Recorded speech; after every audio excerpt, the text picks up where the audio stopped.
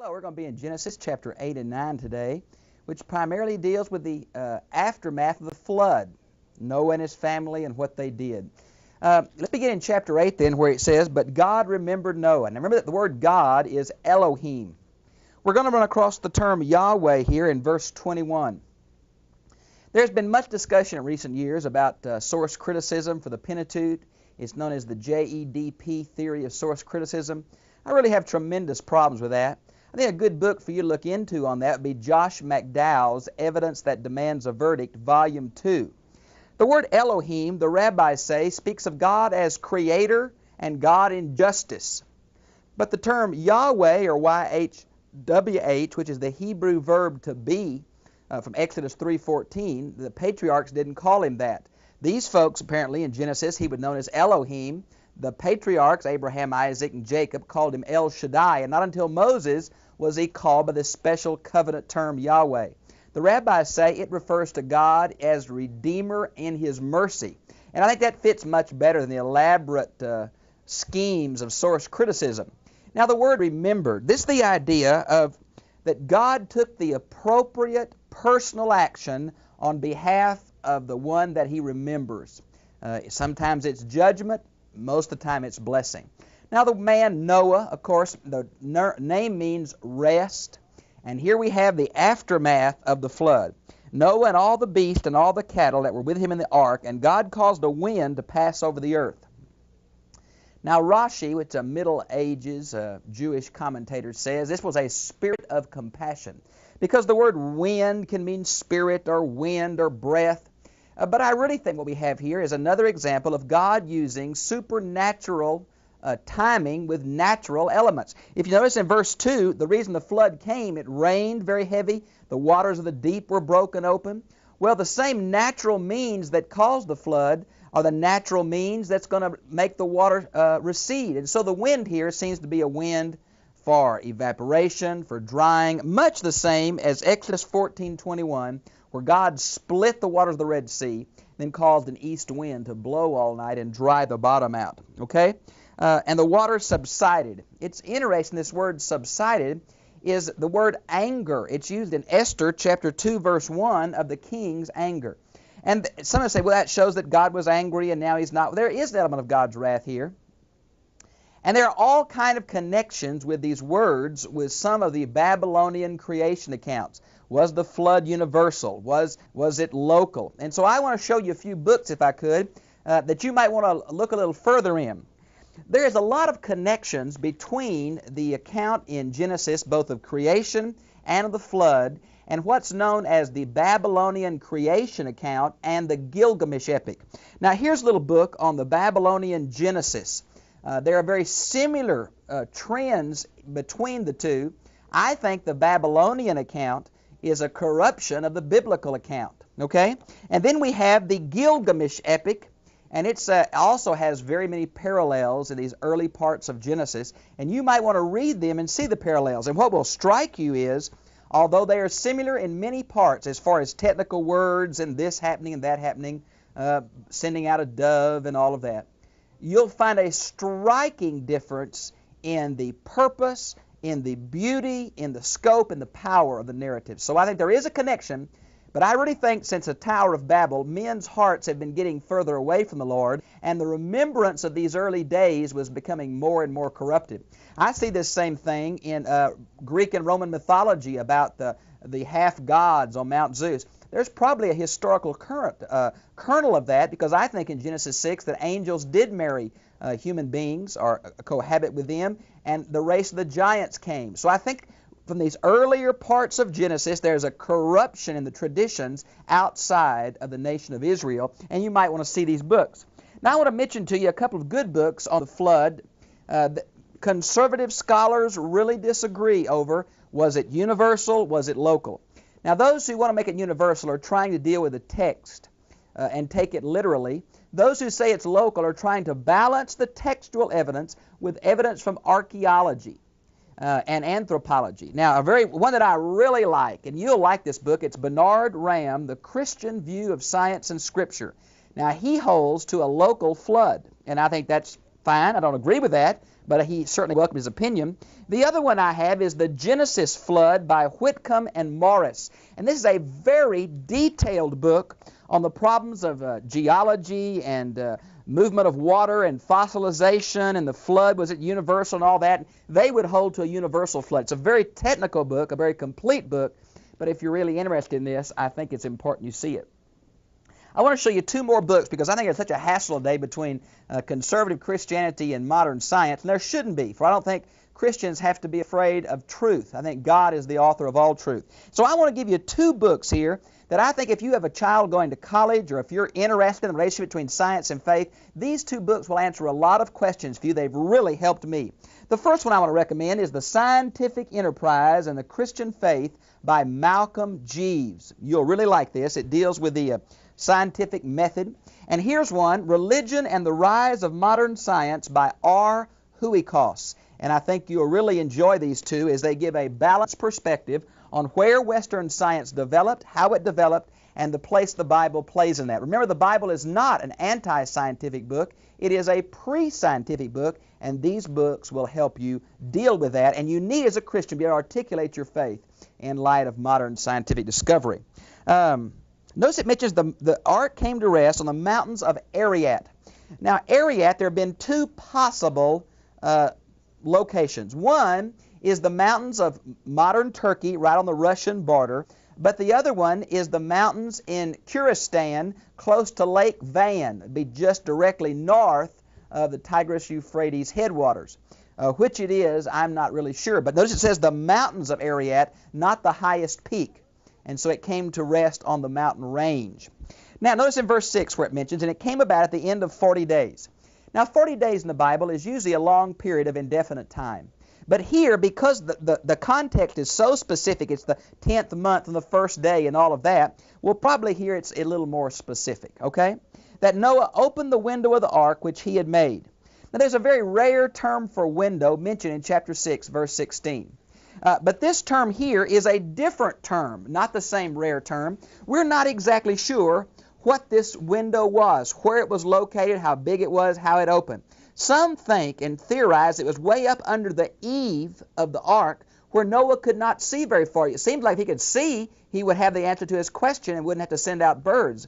Maybe it was way up close to the ark, the top of the ark, under the eaves is why he couldn't see very far. The other thing I want to say to you is be real careful in verses 6 and following about allegorizing the raven and the dove. We tend to do that. That's not the major issue here. There's nothing really significant here. Noah just used a bird to see if it was safe to go out. It shows the patience of Noah. But I don't think we can say, well, this is the Holy Spirit and these are scavenged. I don't think we can do that. Be careful of that. Now, let me go down to verse 20 where it says, Then Noah built an altar to the Lord and took every clean animal of every clean bird and offered a burnt offering on the altar. This is the first mention of an altar in the Bible. Although Cain and Abel offered to God, it doesn't mention an altar there. Notice the idea of a clean animal back in chapter 7, verse 2, where it says he took on clean animals on the ark. Now, the trick is we don't know what this means. Does this mean clean and unclean as far as the Mosaic legislation that comes hundreds and hundreds of years later we find in Leviticus 11 and Deuteronomy 14? It seems to mean clean and unclean, not in relation to food laws, but in relation to sacrifice. And so we're not real sure the ancient designation of clean and unclean. Now notice where it mentions here, and the Lord smelled the soothing aroma. Now this is an anthropomorphic phrase. Notice the word Lord there. It's L, capital O, capital R, capital D. Whenever you see all caps, it's the covenant name Yahweh that we talked about earlier. Now this simply means that the smoke went up from the altar, and the ancients believed the smoke rose to God who was up in the starry heavens. And so it was like it was a symbol of prayers, and so it was God smelt this. Now, in some of the Babylonian creation account, the gods called off the flood because they were hungry. Men hadn't offered sacrifice, and they say that the gods just swarmed around the sacrifice like flies. There's nothing of that mythological thing here. This is a straightforward account, so different from the Babylonian account, and yet tremendous similarities. And that's all you need to see that. So I think it's anthropomorphic. I don't think God has a nose. It's speaking about him taking notice of what Noah was doing in faith. The Lord said to himself, now this is the idea of swore to himself.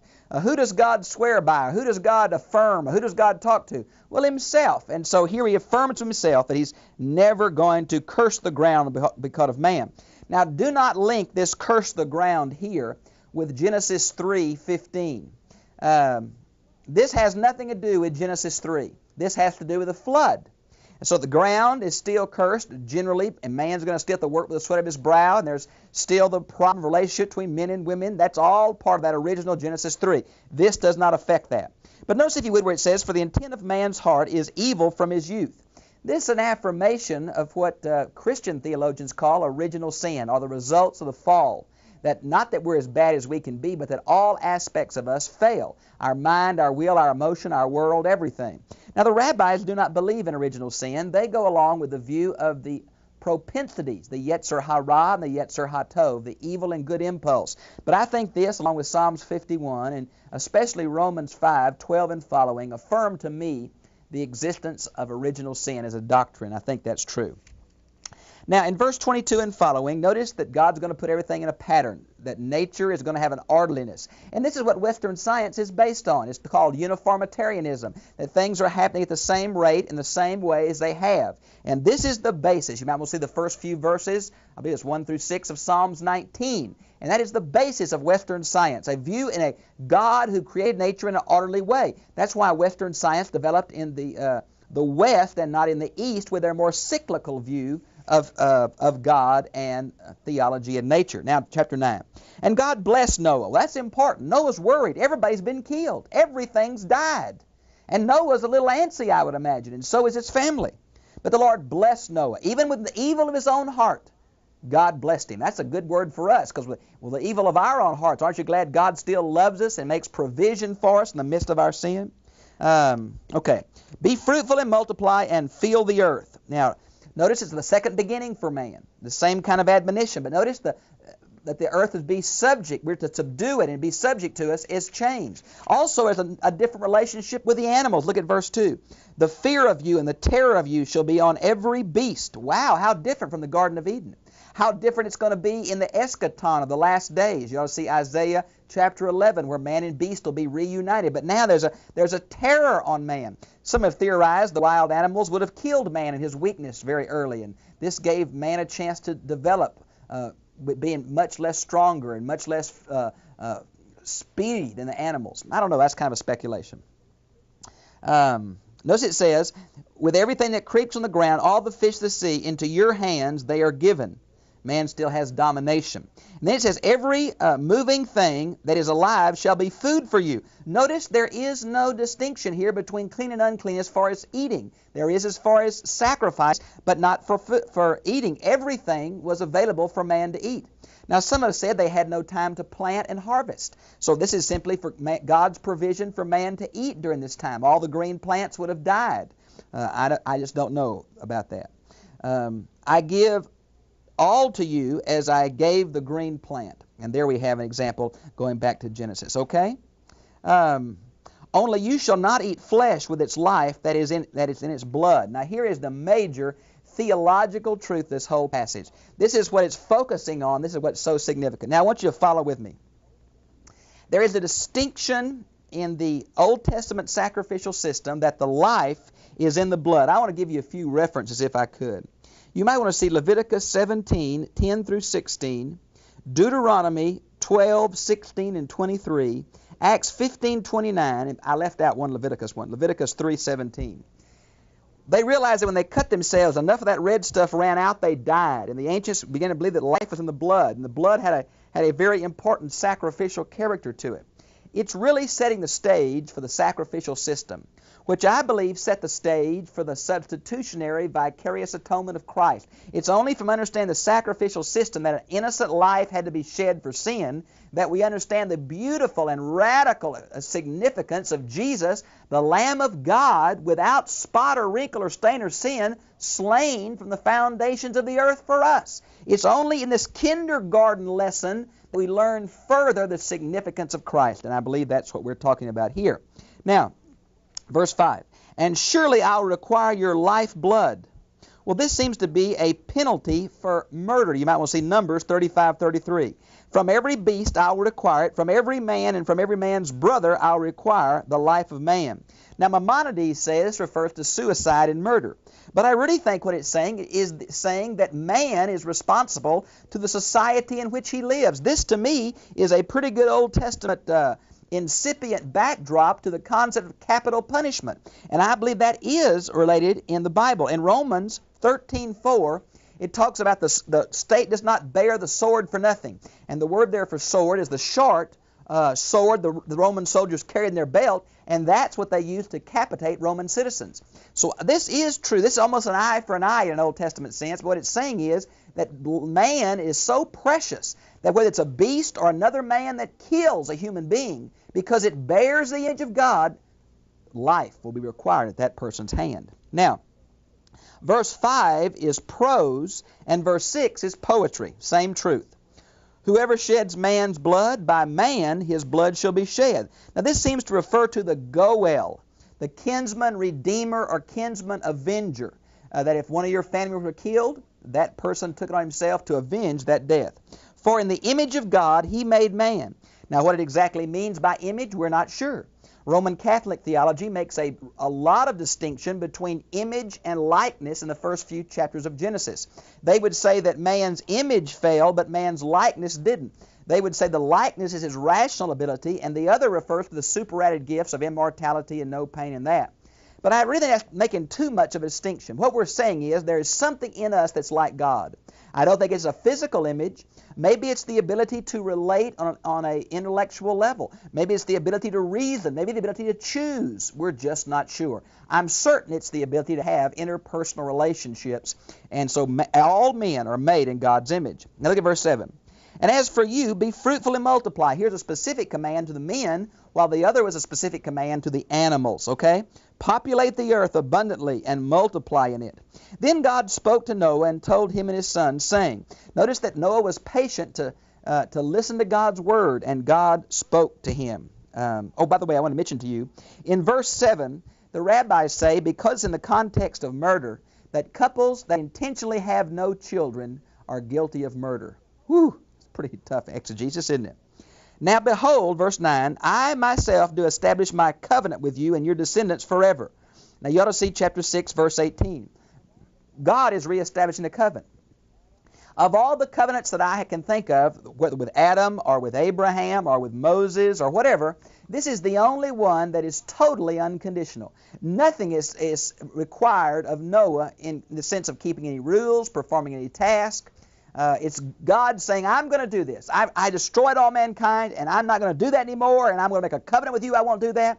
I think that the human race at this point, those few people left, needed the encouragement that God wasn't going to do this catastrophic judgment again like this that they experienced.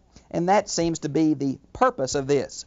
Now, when it says descendants after you forever, this is the Hebrew word olam, and it must be interpreted in light of the passage it's in. It's the same word used down in verse 16. Remember the everlasting covenant.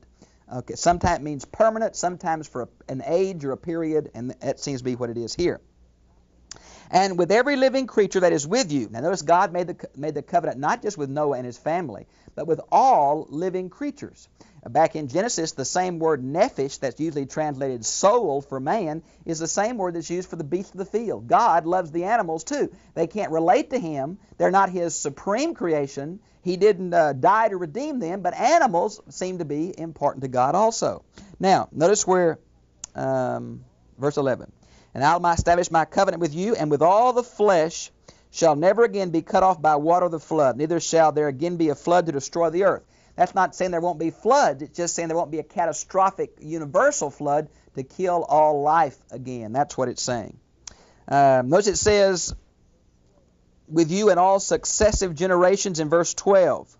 Now Rashi says this word is misspelled in the Hebrew text. And because that, it's a sign of only for those who have defective faith. I don't know if I buy that or not. I don't know why it's misspelled, but I don't know if I can put all that emphasis there that he does. Verse 13, I set my bow in the cloud. There have been many historical allusions to Marduk setting his bow in the cloud because he defeated the gods and stuff, but I don't think that kind of mythology should be read in here. And it shall be a sign of the covenant between me and you. Now, people say, well, is this the first time the rainbow appeared? Well, it seems to me from Genesis 2, 5, and 6 that it didn't rain for this, that God somehow watered the ground from the bottom up or from the mist or from something like that, dew. And this may have been the first time it rained from clouds and the first time the rainbow would have appeared. That may be true. Verse 15, I will remember my covenant. Notice the sign of the rainbow was not only to encourage man that God wouldn't catastrophically destroy all flesh again, but it was for God, too, to remind him, because I'm sure God's going to get really upset with some of the dumb things that Noah is going to do. Even in this very chapter, he's going to do some dumb things. Man's heart is evil, but God's going to work with him, and that's the promise of the covenant here. Let's see. Look at verse 17. And God said to Noah, this is the sign of the covenant which I established between me and all flesh that is on the earth. You might want to see Isaiah 54, 9 and 10, where this talks about one of the first covenants that God has made with man. Now here come the children. There were 3 sons, Shem, Ham, and Japheth. Okay? Shem means renown or name. Ham means swarthy or dark. And Japheth means the enlarger or the extender. Okay? And Ham was the father of Canaan. Now the only reason that Canaan is mentioned is because Canaan is somehow involved in Ham's disrespectful act toward Noah. Now notice here it says, there were 3 were the sons of Noah, and from these the whole earth was populated. Now that's what chapter 10 is all about, is going to give the different genealogy list of these 3 sons, okay? Then Noah began farming and planted a vineyard. Now, it's not that he's the first farmer, because Cain was a farmer, but he began farming, and he drank of the wine and became drunk and uncovered himself inside his tent. Now, some have said, well, he didn't know that it would make him drunk. It was the first time he had had grapes. There were probably grapes before this. He probably knew what it was. I think there is an element of moral failure on Noah's part. He was in his own tent. Granted, the account is so brief we don't know what happened. Obviously, he became intoxicated, became hot or flush, and took off his clothes for whatever reason. We're not sure. And his son came in and saw him. Notice it says, and Ham, the father of Canaan, saw the nakedness of his father and told his 2 brothers outside. Now, some have said this is a homosexual act. There's nothing in the text for that. Some have said, well, it was just flagrant disrespect. That seems to be what it is. The word here, gaze, means to gaze intently and take pleasure in. Apparently, he really thought this was funny, the old man had done this. There may have been some bad blood between Noah and Ham. We're not sure. All that's involved here. Ham did a rash thing. Noah did a rash thing. The other 2 sons apparently get the robe that had fallen off of Noah and backed in the tent with the robe on their shoulders and dropped it over their father. I bet the boys didn't tell their daddy about it, but the daddy knew the robe was out of place, and maybe he found out some way. I just don't know, but boy, he was really ticked at this. And Shem and Japheth took a garment, the robe is what, and laid it upon their shoulders, and walked backward and covered the nakedness of their father. I want to say, Bertie, the Bible rails against drunkenness. Man, it just rails. It doesn't say the use of wine is necessarily bad, but it rails against drunkenness. Let me give you a few. Deuteronomy 14:26, Psalms 104:15, Proverbs 31:6 and 7, Proverbs 23:29 through 35. Be careful of strong drink. Now, so they covered him up, and it says Noah woke from his wine. He knew, I don't know if he learned by asking or knew by the robe or whatever, that his youngest son, now that's a bad translation. For if you look at the order these sons are listed, Japheth seems to be the youngest. Maybe this seems to mean comparatively the dumbest, the most irresponsible, the one who acts the youngest. Maybe it's something like that. And he said, cursed be Canaan. Well, why Canaan? Why Canaan? Ham did it. Well, the rabbis say that Canaan saw it first and then went and told his daddy. And maybe that's involved. Maybe Noah saw the tendencies in his son Canaan that he disliked so much in Ham. We're just not sure. Now, this has been used to be a proof text of the Negro race is enslaved. Canaan is the father of the Canaanite nations. Cush and Put are thought to be the fathers of the black races, and they're not even mentioned here. There are 2 other sons of Ham that aren't cursed. Canaan is. So I don't think it can all be used as a proof text by bigots to back up slavery or the subjugation of the black races. It's just not here. Let's see. Notice it says, blessed be the Lord, the God of Shem. The minute he says something bad about Ham because of the characteristics of lawlessness and whatever he saw there, he saw something else in Shem. And God's going to use the line of Shem to bring the Messiah. Now in verse 27, he blesses Japheth. Notice enlarge Japheth. That's a cognate verb and noun because the name Japheth means the enlarger. He's going to enlarge the enlarger and let him dwell in the tents of Shem. Now many have thought this relates to the Gentiles being included in a covenant. And that may be very true. I'm just not sure, but that seems to be possibly what's happening here. Let's see. And Noah lived 350 years after the flood, and all the days of Noah were 950 years, and he died. Josephus tells us that the reason they lived so long is because they had better food then, and sin hadn't perverted the plant kingdom and hadn't developed better strains of diseases at this time. I just don't really know. Again, I want to say to you, this is a real significant passage coming into chapter 10, because it's going to show us that all human beings have one ancestor, make it Adam or make it Noah, and that we are basically together. This idea about Shem and Ham and Japheth having a relationship to each other, some in servitude and others in being cooperative help, it maybe is a picture of God's will for all men. The Tower of Babel is where the thing gets split again because of man's sinful arrogance. And I think we need to see that. Here we have a good example of people reading what they want to in the Bible. If you're looking for a proof text to back up your view of slavery, boy, people have proof text this all they want to, but exegesis of this passage will not back that up at all. It simply will not fit. Can't be done. Well, I hope you'll look at these books that I mentioned to you. They'll really help you. I hope you'll buy these that I recommend. I think it's an interesting study. I hope you won't allegorize it too bad. Just take it for what it says. Shows Noah's patience, God's promise and provision, God's faithfulness in the midst of man's sin, how sin can corrupt the human race. All of that's here. I've enjoyed being with you, and I'll see you again, same time, same place next week. God bless you.